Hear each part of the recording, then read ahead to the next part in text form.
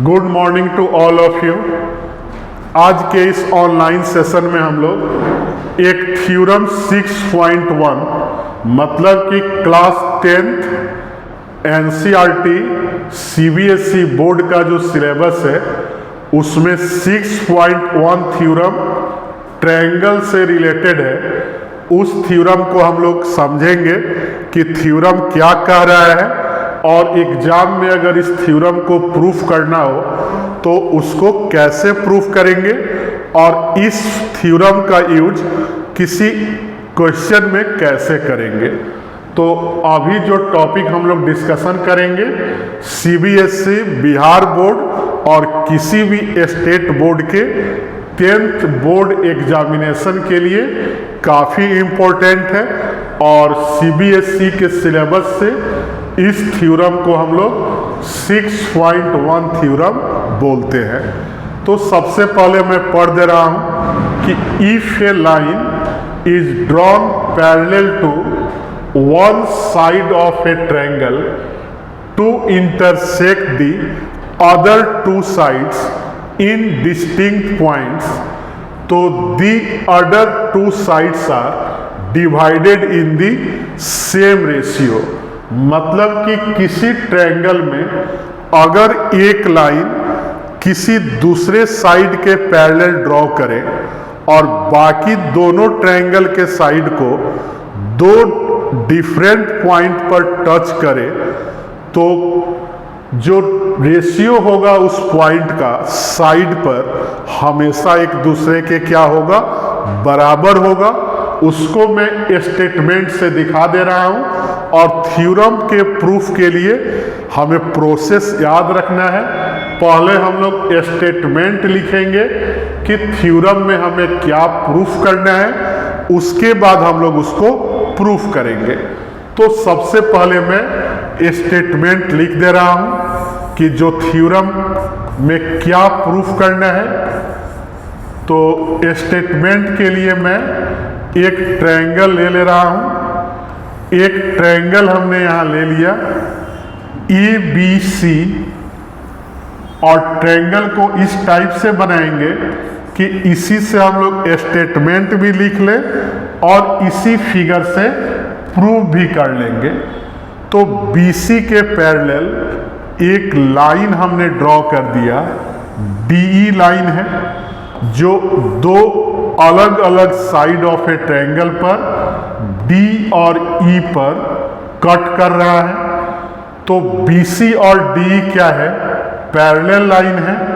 तो हमें प्रूफ करना है कि AB लाइन को जिस पॉइंट पर कट कर रहा है मतलब कि AD by DB equal to क्या होना चाहिए, AE बाई EC होना चाहिए।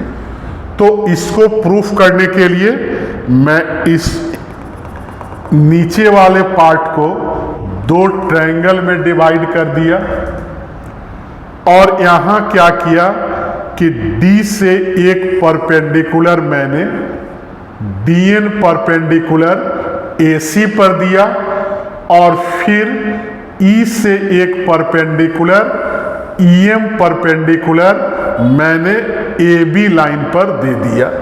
तो पहले हम लोग स्टेटमेंट लिख ले फिर प्रूफ में देखेंगे। तो in triangle ABC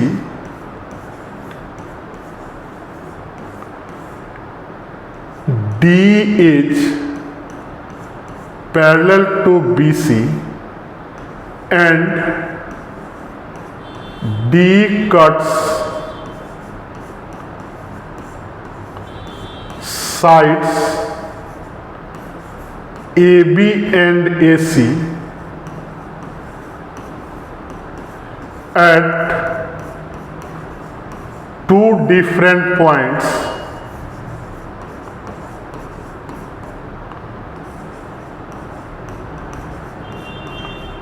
D and E respectively। Then हमें क्या प्रूफ करना है कि AB पर AD बाई DB और AC पर क्या इक्वल आएगा, ए बाई ई सी, यही हमें प्रूफ करना है। तो प्रूफ में लिख दे रहा हूं।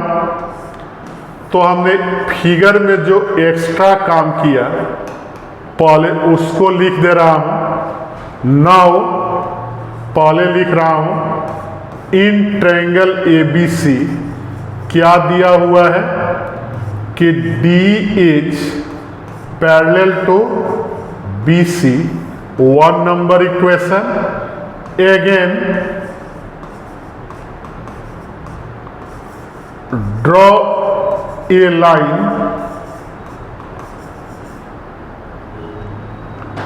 BE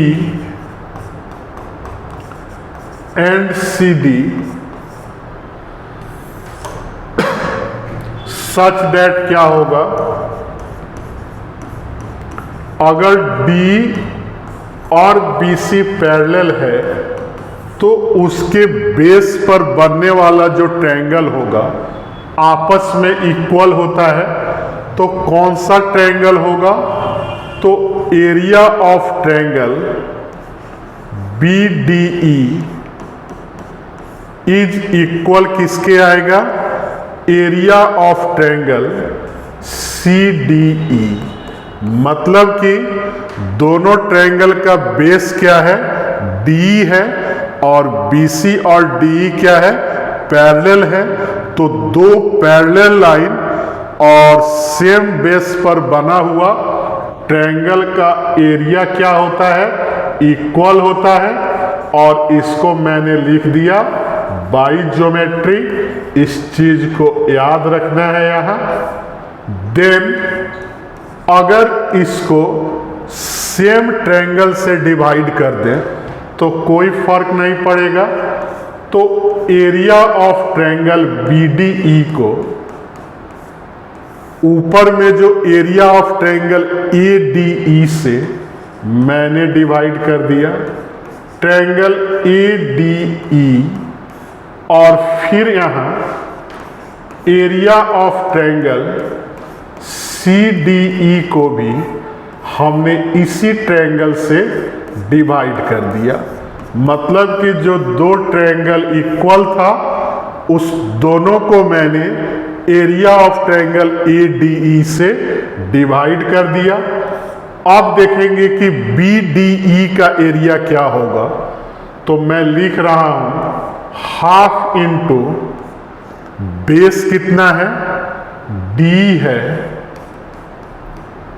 और इंटू इस पर हाइट कितना है, नहीं बेस D नहीं लेके बेस हमने क्या किया, BD ले लिया।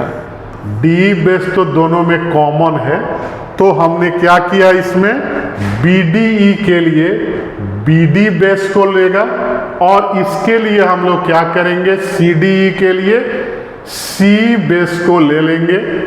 तो इसमें क्या आएगा, BDE का एरिया ध्यान से देखना है, हाफ ऑफ BD, और इस पर हाइट क्या है, तो E से M क्या है, परपेंडिकुलर है।